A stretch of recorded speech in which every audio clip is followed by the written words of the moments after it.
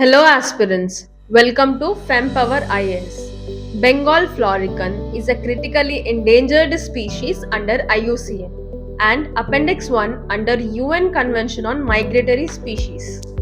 Bengal Florican are found in three countries, Cambodia, India and Nepal. Coming to Indian states, they are found in Uttar Pradesh, Assam and Arunachal Pradesh. The ongoing conversion of birds' grassland habitat for various purposes, which includes agriculture, are the responsible for its population decline. Bengal florican is an indicator species of dry grasslands for both Brahmaputra and Ganga river.